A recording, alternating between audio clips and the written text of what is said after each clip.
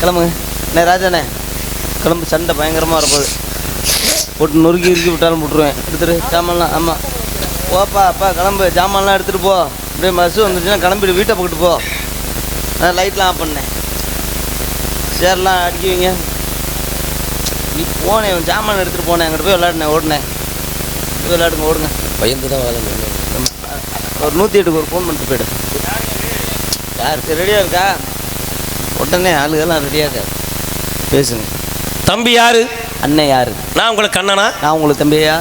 என்னை பார்க்கின்ற போது யார் வரை தெரிகின்றது? உங்களை பார்க்கும்போது எனக்கு தெரியுது. எனக்கு குறிப்பறியும் தன்மை குறிஞ்சி நாட்டு மக்களுக்கு உண்டு. என்ன தெரியுது? நீங்கள் வச்சிருக்க சாமான வச்சு நீங்கள் யாருன்னு கண்டுபிடிச்சிட்டேன். என்ன தெரியுச்சு உங்களுக்கு? நீங்கள் யார் தெரியுமா? யாரு? லோன் மேனேஜர் தானே? நீ யாரைய முதல்ல? நீங்க என்ன யாரெல்லாம் இருக்கிறது விட்டு சரி, நீங்கள் சின்ன பின்னா பெரிய பின்னாச்சு. ஓ அங்கே கேட்குறாரு தானே. எங்கேருந்து வரீங்க? வேலு உலகத்தும் வந்து கொண்டு இருக்கேன். அப்படி சொல்லுங்க, அது முதலே சொல்லியிருந்தா இவ்வளோ தூரம் பேசுறதுக்கு வேலை. வேலூர்ல இருந்து வந்துட்டு தம்பி. இங்கேருந்து வரீங்களா? வேலூர்ல இருந்து வந்தோடனே எந்த ஸ்டாப்பில் இறங்க? நீங்கள் போயிருக்க வேண்டியதானே. ஆகை பார்க்க வரக்கூடியவன் நான். எங்கேருந்தே வாங்க, இந்த ஸ்டாப்பில் எதுக்கு இறங்குனீங்க? வருகின்ற மார்க்கத்தில் ஆலோலம் சுவர்மையான காணம். இந்த காலத்துக்கு சொந்தக்கறி யாராக இருப்பது பார்க்கும்போது தாங்கள் தடித்து தெரித்து விட்டீர்கள். சத்தம் கேட்குற பக்கத்து பூரா கிளம்பிடுறது. எல்லா சத்தத்துக்கு போக மாட்டாங்க. எந்தெந்த சத்தத்துக்கு போகணுமோ அந்தந்த சத்தத்துக்கு தான் போக முடியும். ஏன்னா பெரியவர்கள் அழகா ஒரு பழமொழி சொல்லி வச்சிருக்கிறாங்க. என்ன சொல்லி வச்சிருக்காங்க? ஒரு பானை சோற்றுக்கு ஒரு சோறு பதம் சுவார்கள். நல்லா பேசுங்க, நல்லா பேசுங்க. நீங்க ஒரு பானை சோற்றுக்கு ஒரு சோறு தான் பதம். சாமி தூங்குறீங்களா? நான் ஏன் தூங்குறேன்? முடிச்சு தானே இருக்கீங்க. ஆமா. அப்போ கரெக்ட் சரியா சொல்லுங்க. ஒரு பானை சோற்றுக்கு ஒரு சோறு தான் ஐயா பதம். தப்பாக பேசக்கூடாது. தப்பா எனக்கு பேச தெரியாது. பழமொழி, அதாவது முதல் கோணல் முற்றும் கோணல் சொல்லுவாங்கல்ல. ஆரம்பிக்கிறப்ப நீங்க தப்பா தான் ஆரம்பிக்கிறீங்க. தப்பா சொல்லவில்லையா? மறுபடியும் பாருங்க, ஒரு பானை சோற்றுக்கு ஒரு சோறு பதம் கிடையாது. வேற எப்படி? தப்பு.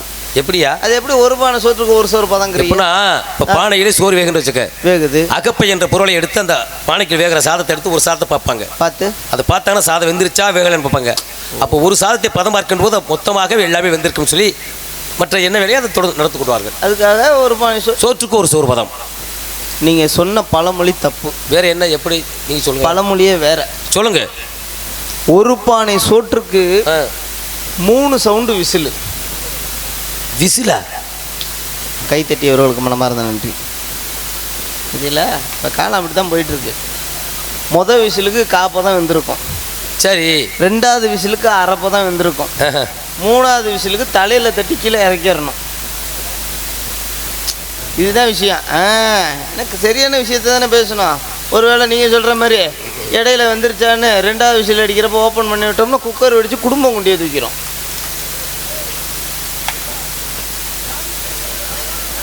பழைய காலம். ஏன்னா 2025 அப்படி போயிட்டு இருக்கு. அப்படி போயிட்டு இருக்கு. ஊராம்புள்ளைய ஊட்டி வளர்த்தா தன்னுடைய பிள்ளை தானே வளரும். இதுவும் தப்பு தான். என்ன தப்புக்கிறீங்க நீங்க? ஊராம்புள்ளைய ஊட்டி வளர்த்தா தன்னுடைய பிள்ளை தானே வளரும் கிடையாது. என்ன கிடையாது?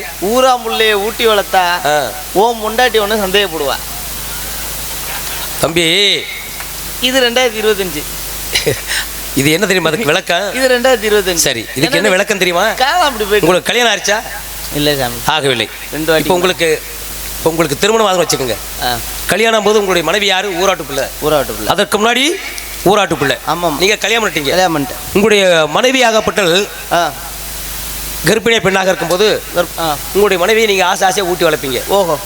அது ஊராம்பிள்ளை. ஊராம்பிள்ளையை ஊட்டி வளர்த்தால் கருவல் இருக்கக்கூடிய தன் பிள்ளை தானா வளரும் சொல்வார்கள். அதான் ஊராம்பிள்ளையை ஊட்டி வளர்த்தால் கருவல் இருக்கக்கூடிய தன்னுடைய பிள்ளை தானா வளரும். இப்போ எங்கே ஜாமே நம்ம ஊட்டி வளர்க்குறோம். அதுக்கு உப்பு பார்க்குறேன்னு சொல்லிட்டு ஒரு தட்டை முழுங்கிறதுங்க, உரப்பு இருக்கான்னு பார்க்குன்னு சொல்லிட்டு ஒரு தட்டு முழுங்கிறதுங்க. சரி, வயிற்றுக்கு தானே சாப்பிட்றாங்க. வீட்டுக்கு வந்து பார்த்தோம்னா புருஷன் சாப்பிடாம பொண்டாட்டி சாப்பிடாம காத்திருப்பாருன்னு நம்ம நினைச்சோம்னா சரி, என்னடா நம்ம சாப்பிடாம அவ சாப்பிட மாட்டா, ஆனால் ஆள் மட்டும் குண்டாகிட்டே போயிட்டு இருக்கா. எப்படிடான்னு பார்த்தோம்னா சரி, அப்போதான் இந்த விவரத்தை கண்டுபிடிச்சோம். என்னது? உப்பு பார்க்குறேன்னு சொல்லிட்டு தான் ஒரு தட்டு போட்டு சாப்பிட்றாளே. இதில் எங்கள் புருஷன் வந்தோடனே வேறு இதில் இன்னொரு விஷயம் தெரியுமா சாமி? கர்ப்பமான ஒரு ஃபோன் பண்ணுவாங்க புருஷன் அங்கேருந்து, கடனை உடனே அடைச்சி விட்டு நம்ம வீட்டுக்கு காலையில் டீ பால் வாங்கலாம்னு சொல்லிட்டு காசு எடுத்துகிட்டு வருவோம். சரி, ஏங்க மாசமாக இருக்கேன், சிக்கன் ரைஸ் இருந்தால் வாங்கிட்டு வாங்க. அப்புறம் குழந்தை சோடா புட்டி மாரி பிறக்காமல் பொலா ஒட்டியாக பிறக்கும். இன்னைக்கு காலங்கள் அப்படி போயிட்டு இருக்கு. அந்த காலத்துக்கு இருக்கிறபடி தாங்கள் வந்திருக்கேன். இப்போ வந்தால் ஒரு 4 விஷயத்தை பேசணும். புராணம் உங்களுக்கு தெரியாத விஷயம் கிடையாது. இப்போ முருகப்பெருமான் இருக்காரு, அவர் உங்களுக்கு யாரு? மாப்பிள்ளை. அவரை பற்றியே பேசுவோம். சரி. உலகத்தை முருகன் ஒரு பழத்திற்காக சுற்றி வந்தார். இது கதை. இந்த கதை எல்லாருக்குமே தெரியும். ஒரு கனியை தாங்கள் தான் கொண்டு போய் கொடுக்குறீங்க. யார்கிட்ட கொடுக்குறீங்க?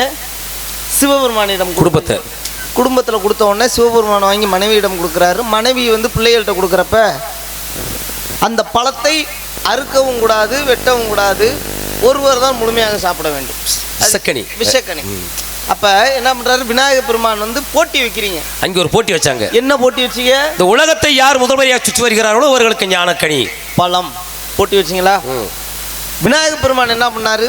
தன்னுடைய தாய் தந்தையரிடம் வந்து யானக்கனி பெற்றுக்கொண்டார்.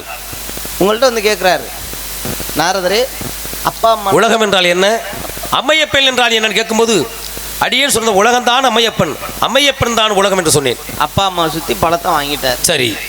முருகப்பெருமான் என்ன பண்ணாரு? மயில் விதமர்ந்து உலகத்தை சுற்றி வந்தார். இது கதை. மயில் ஏறி உலகத்தை சுற்றி வந்தாரா? ஆனால் முருகன் மயிலில் ஏறி உலகத்தை சுற்றலை. இது நான் சொல்கிறேன். என்னையா அப்படி சொல்கிறீங்க? கதையே அப்படி தனியா? கதையே வேணா நீங்கள் சொல்லியிருக்கலாம். சரி. சம்பவம் நடக்கலையா?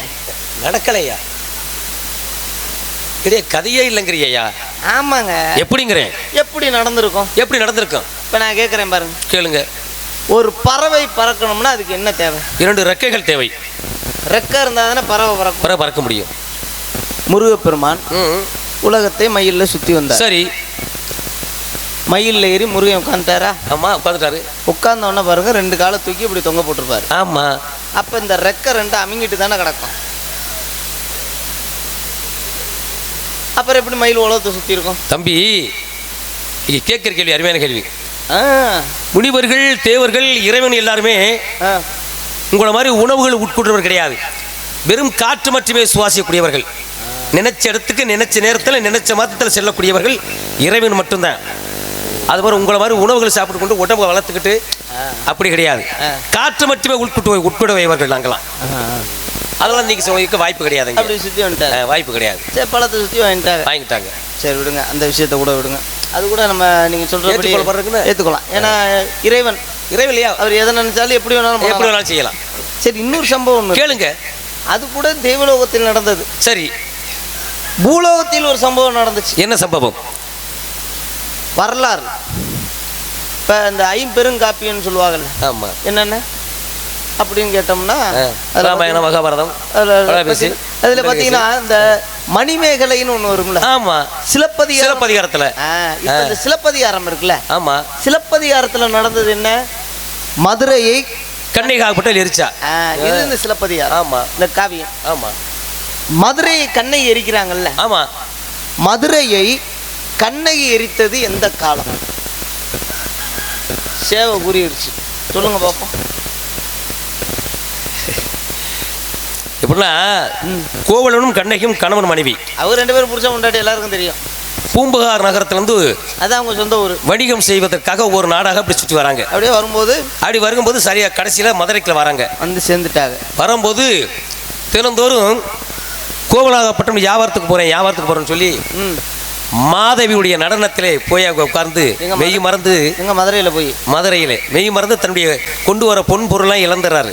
மதுரையில் போய் தான் மாதவி நடனத்தை பார்க்குறாரு. ஆமாம், இழந்துறாரு. கடைசியாக கையிலே பற்றாக்குறை, பணம் கிடையாது.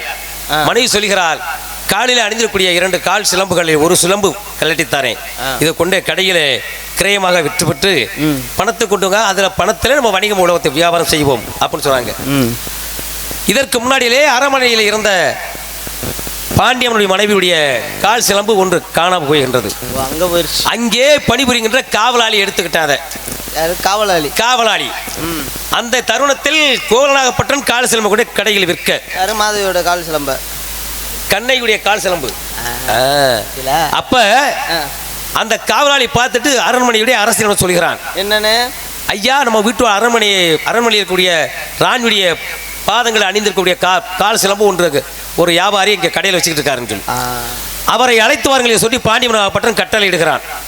கட்டளை எடுக்கும்போது வேறு அரண்மனைக்கு கொண்டு போயிட்டாங்க. இவன் சொல்கிறான், ஐயா இது என் மனைவியுடைய கால் சிலம்பு. ஆமாம், நான் உங்கள் அரண்மனையில் களவாடவில்லை அப்படிங்கிறான். அவன் இருந்த அன்னைக்கு பதவியில் அவர் இருந்த சிம்மாசனத்தில் தவறான தீர்ப்பை கொடுக்குறாரு, தலையை துண்டிக்கப்படும் என்று சொல்லி. என்றைக்கு அரண்மனையுடைய கால் சிலம்பு நீ தெற்றியாயோ திருநாயோ உனக்கு மரண தண்டனை என்று சொல்லி சிரசு துண்டிக்கப்படுகிறார். பார்த்தீங்களா? இது அறிந்த தன் மனைவி கன்னிகையாகப்பட்ட மதுரை மாநாட்டுக்கு நுழைகிறார்கள். வருகின்ற போது 2 பேருக்கு வாதம் எழுகின்றது. அப்போ 2 கால் சிலம்புகளை சுவற்றில் அடிக்கிறார்கள். கண்ணகி வைத்திருந்த கால் சிலம்புகள் முத்துக்கள் பவளங்கள் மறித்தது. அங்கே வைர வைடூரியம் உள்ளது அதில். அப்போ அதிலிருந்து ஒன்று முத்தாகப்பட்டது பாண்டிய மன்னனுடைய உதட்டலை விழுந்து ரத்தமாக கசிகின்றது. அப்போ தான் பாண்டிய மன்னப்பட்டவன் உணர்கிறான், தவறான தீர்ப்பை கொடுத்து விட்டோம் என்று சொல்லி அந்த நிமிடத்திலே இந்த சிம்மாசனத்தில் இருந்தபடியாக தன்னுடைய உயிரை மடித்து விட்டான். இதை அறிந்த பாண்டியனுடைய மனைவி கோப்புரம் தேவியும் கணவன் இறந்து விட்ட மறு நிமிடமே நுகடி பொழுதே தன்னுடைய உயிரை அவளும் மடித்து விட்டாள்.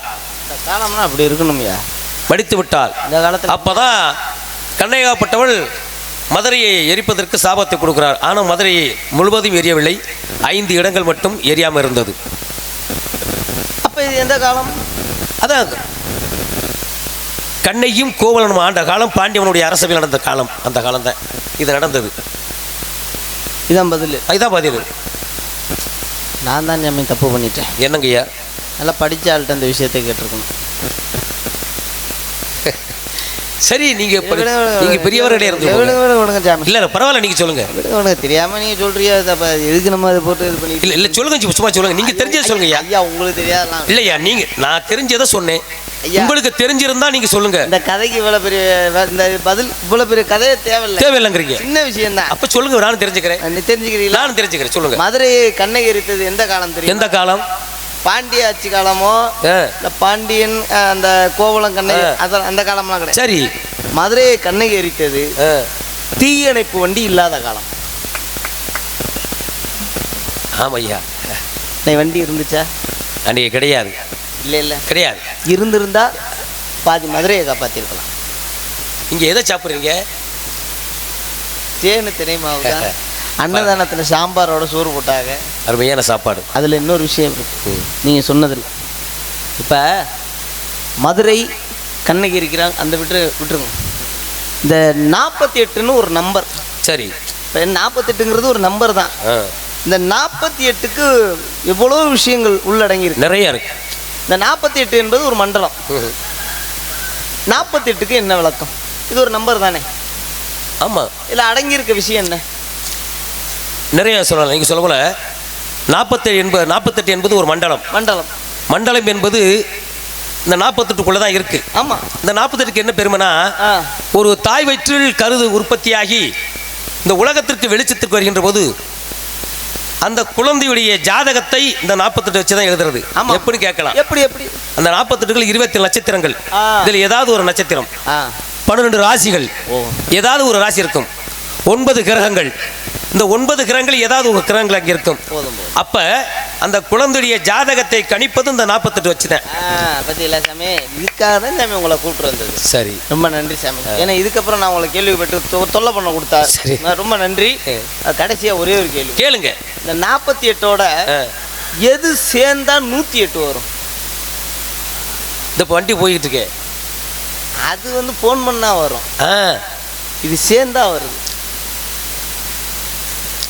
விடுவேனே. 48 என்பது ஒரு மண்டலம். ஆமா, மண்டலம். இதோட சேர்த்தா எது சேர்ந்துச்சுன்னா 108 வரும். 108. என்ன ராஜா, நான் கரெக்ட் தானே?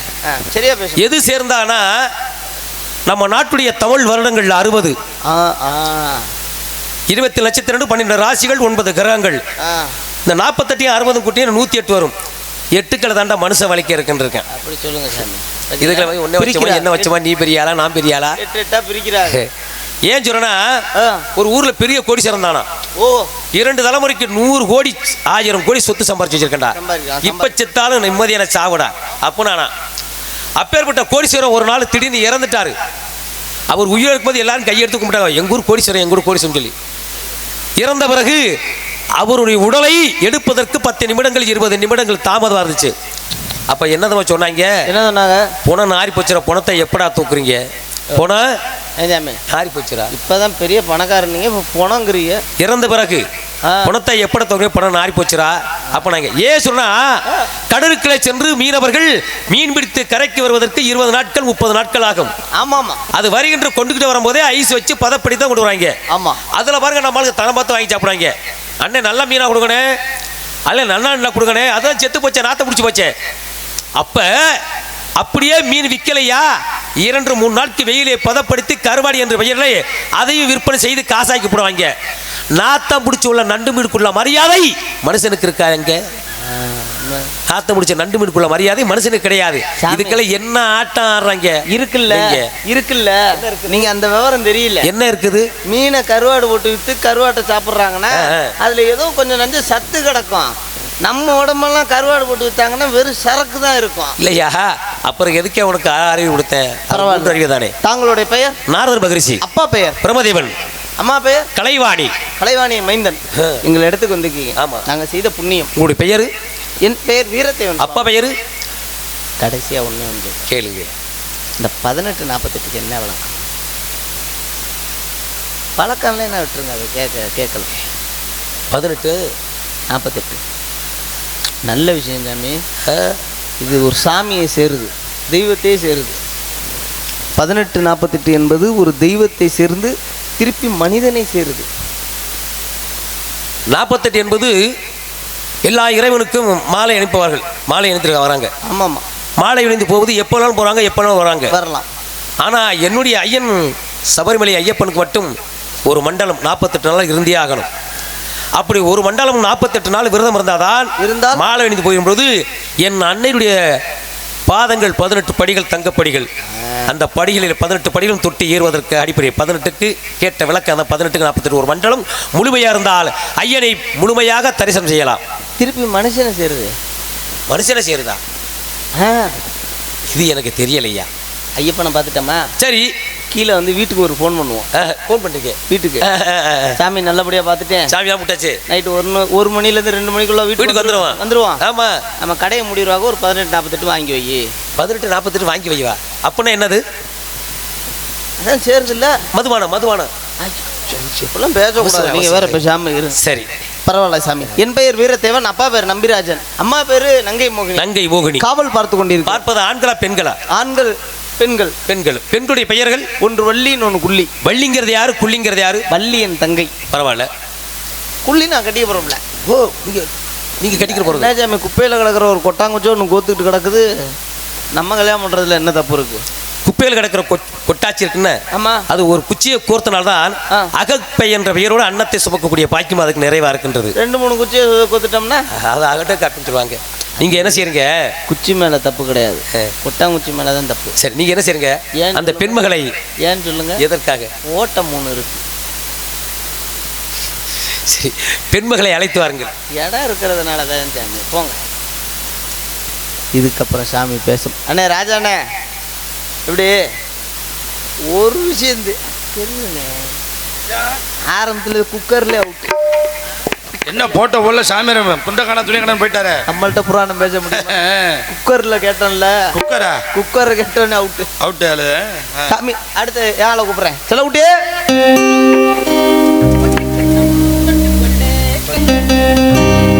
பட்டு கண்ணம் தொட்டுக்கொள்ள ஒட்டிக்கொள்ளும், ஒட்டிக்கொண்டு கட்டிக்கொள்ள உள்ளம் துள்ளும். பெண்கள் வந்து மெல்ல மெல்ல ராகம் கொண்டு தாளம் கொண்டு ஆடுதம்மா. பட்டு கண்ணம் ஒட்டுக்கொள்ள ஒட்டிக்கொள்ளும், ஒட்டிக்கொண்டு கட்டிக்கொள்ள உள்ளம் துள்ளும்.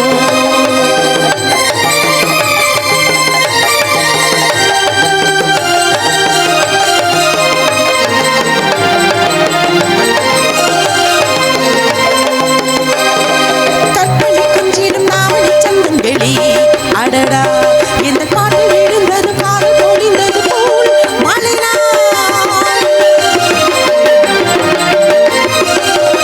கற்பனை கொஞ்சம் ராவண சந்தங்களி. அடடா, இந்த பாட்டில் விழுந்தது பால் பொழிந்தது போல் மலைனா. ஆசை தீயை மூட்டாதே.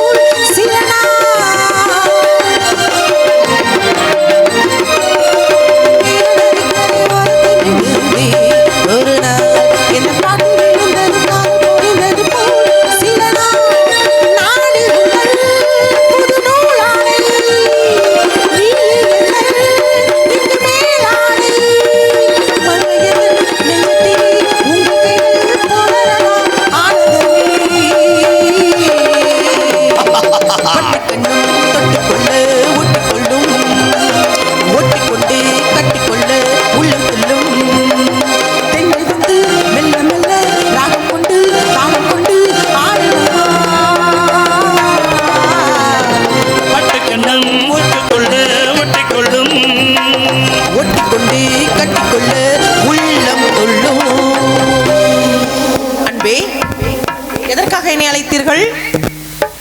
நமது இடத்திற்கு தெய்வலோக மகரிஷி யாரு? பிரம்மாவின் புத்திரர் யார் யார்? நாரதர் வருகை தந்திருக்கிறார். நாரத மாமாவா? மாமாவா? எவ்வளவு பெரிய மகரிஷி, அவர் போய் மாமா என்கிறாய். வரட்டும், நாரத மகரிஷியை நாமும் தரிசிப்போம். சாமி வாருங்கள், சுவாமி வாருங்கள். ஏன் சாமி இப்படி இருக்கிறாரு? சாமி, நாரத மகரிஷியை நடனமங்கையாகிய நான் ஸ்ரீலஸ்ரீ டி சங்கரா சுவாமிகள் இடது கையினால் எழுதிய திருப்பாடல் மூலம் எந்த டான்ஸருமே பாட மாட்டாங்க இந்த கதை பாட்டு. பாருங்க. வரவேற்பு கதை பாட்டு வந்து யாருமே இந்த அளவுக்கு ஒரு பாட்டு பாட மாட்டாங்க. உங்கள்கிட்ட எனக்கு அது ரொம்ப பிடிக்கும். நன்றி. என் பெருமையை எடுத்துக்கூறிய வீரத்தேவன் அவர்களுக்கு. மக்களுக்கும் இது தெரிய வேண்டும். சொல்றியா சாமி, சொல்றியா சொல்றியா சாமி, சொல்றியா? ஐயா சாமி, நாரதர் சாமி, என்கிட்ட வாணி வந்துட்டு போனி. ஐயா சாமி சாமி, நாரதர் சாமி சாமி, என்கிட்ட வாணி வந்துட்டு போனி. அடிக்குது குளிரு, அது சரி, அது சரி.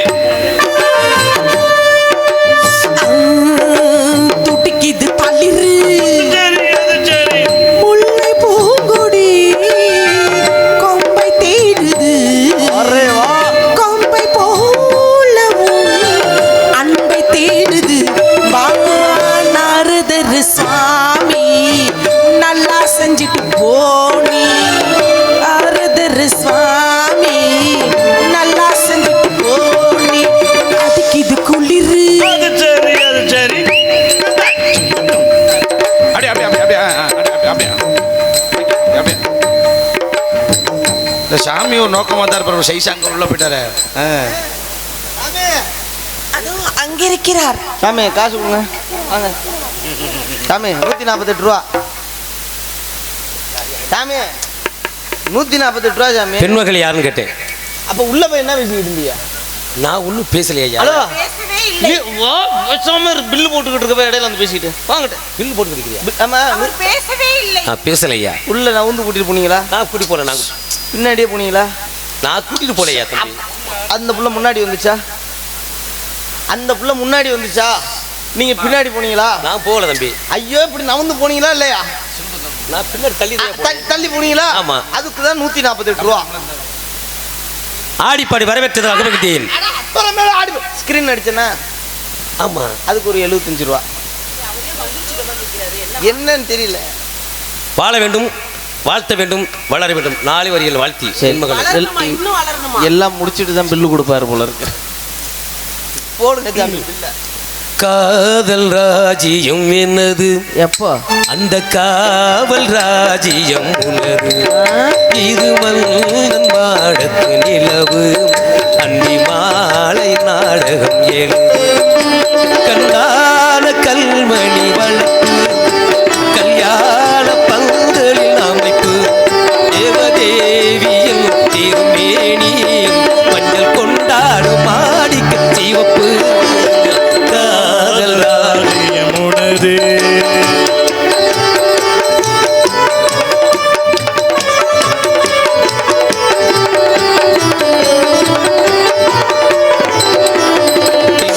ஒரு கல்லில் குளித்தென்றல் மறு கல்லில் தாளாட்டும் பெண்மை இது. வைகை மலர் பொய்கை எடமங்கை மணிச்செங்கை நீராட்டும் நேரம் மீது. திங்கள் ஒரு கல்லில் குளித்தென்றல் ஒரு கல்லில் தாளாட்டும் பெண்மை இது.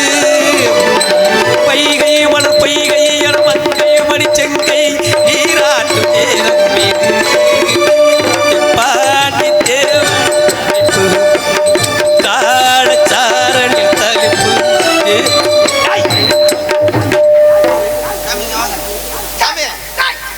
இடையில என்ன மாடு வரட்டுறாரு சாமி? 1136 ரூபா ஆயிருக்கு பில்லு. எத்தனை வாட்டி அந்த பிள்ளை கிச்சு கிச்சு பண்ணி சொன்னேன். காசு கொடுக்காம போறாப்புல, ஏமாத்துறாப்புல. ஓசி வாங்கிடுவோம் தங்கச்சி.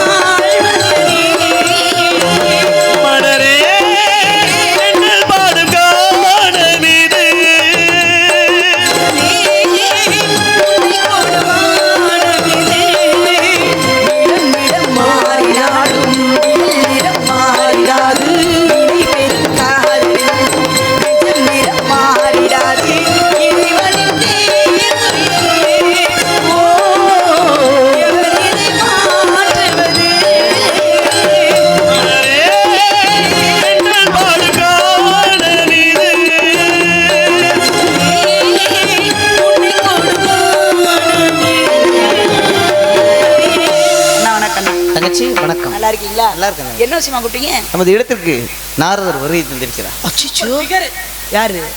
இப்படியே கண்டு தெரியுதா? தங்கச்சி தங்கச்சி கண்டு தெரியல. தங்கச்சி என்னண்ணா அவர் வந்தாருன்னு வச்சுக்க. அண்ணா இல்லண்ணே, முனிவர்கள் வருவாங்கன்னு அப்பா சொல்லியிருக்காங்க. ஏன்னா அந்த மலையின் மீது தவம் செய்வதாக சொன்னாங்க இல்லையா? தங்கச்சி இவர் வந்துட்டாப்ல. இல்ல, நான் நாரதர் மகரிஷி மேலோகவாசி. வந்துட்டாரு தங்கச்சி. நான் நம்ப மாட்டேனே. நான் அவர் இல்ல இப்ப நான் பொய் பேசாடா, அடிச்சு பண்ணி. தங்கச்சி இப்ப கூப்பிடுறேன், ஆளை நான் வர சொல்றேன். இல்லனே, அடையாளம் இருக்கா? இருக்கு தங்கச்சி. யா அந்த கேட்கல, இவரு அடையாளம் இருக்கா? இருக்கு தங்கச்சி. நான் ஒரு விஷயம் கேட்கிறேன். கேளுங்க. நாரதர் மகரிஷினா எப்படி இருப்பாங்கன்றது உங்களுக்கு தெரியும்ல? சொல்லுங்க. பாட்டுக்கே நாரதன் கேள்விப்பட்டிருக்கீங்களா? ஆமா பாடினாரு. வீணை வச்சிருக்காரு. ஆனா கையில கட்ட புடிச்சுக்கிட்டு அடிச்சுக்கிட்டே தான் வராரு. பூவெல்லாம் எல்லாம் அவரே தான். ராமா. எது தூக்குனாப்ல உனக்கு அதுவும் மணக்குது பாரு. சரி, நான் நம்ப மாட்டேன்னா. இப்ப என்ன? இல்ல அவரை கூப்பிட்டு நான் இப்ப எப்படி கூப்பிடுறேன் மட்டும் பாருங்க. மரியாதையா கூப்பிடு. ஆனா தங்கச்சி அவர் கூப்பிடுறதெல்லாம் இருக்கட்டும். கூப்பிட்டோன்னு 1430. நன்றிண்ணே. நம்ம நன்றி தலைவா. ஜிஎஸ்டியோட 1438 ரூபா தங்கச்சி பில்லு ஆயிருக்கு. சர்வீஸ் சார்ஜோட வாங்கிருந்தேன். எதுக்கு சர்வீஸ்? இதெல்லாம் இது பண்ணி விட்டுருக்கேன் தங்கச்சி. இதை அழைக்கின்றேன் சாமியை. சாமி வாருங்க. இதுக்கு ஒரு 55 ரூபா செல்ல குஞ்சிக்கு. ஏன்னா ஏதோ அசம்பாவிதம் நடந்துருச்சா? பயங்கர அசம்பாவிதம் எதுவும் நடந்துருச்சு. பெருசா நடந்துருக்கு. நான் கூட ரொம்ப பயந்தேன். ஒருவேளை நாரதர் மாதிரி யாராவது வேற யாரும் வந்துட்டாங்களோ.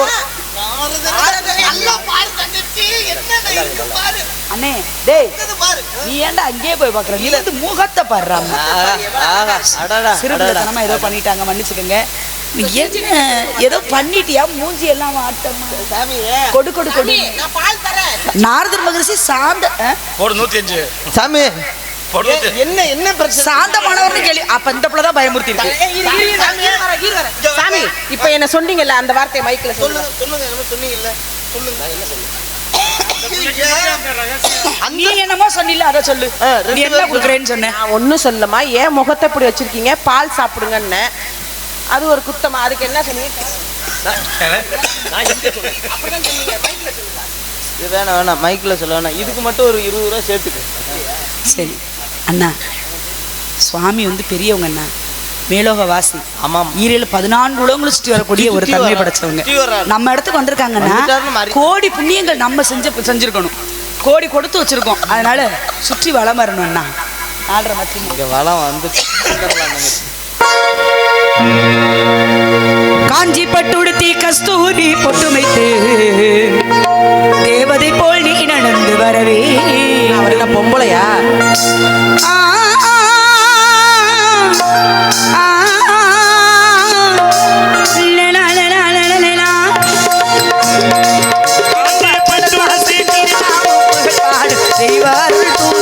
வருகவே திருவடிகள் சரணமாசி தருகவே. திருவடிகள் சரணமாசி தருகவே.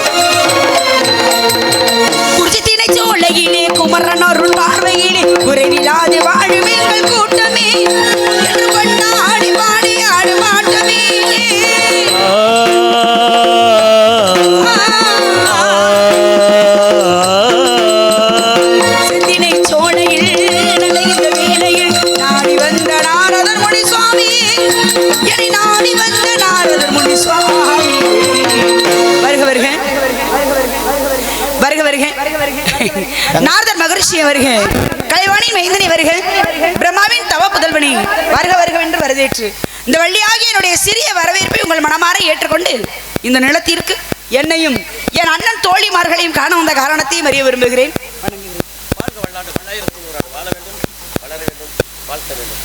இதுக்கு ஒரு 55 ரூபா ஆமாம். அதான் எனக்கு வாழ்க வெள்ளாண்டு சாமி. அப்புறம் தொண்டை வறண்டு போச்சான். இதுவரை 3550 ரூபா இருக்கு. எதற்காக? அந்த உள்ள உங்களை கற்பழிச்சிச்சுல அதுக்குதான். பேசாம நிக்கிறீங்க. சாமியார்னு எரிச்சிருக்கணும் நேரம்.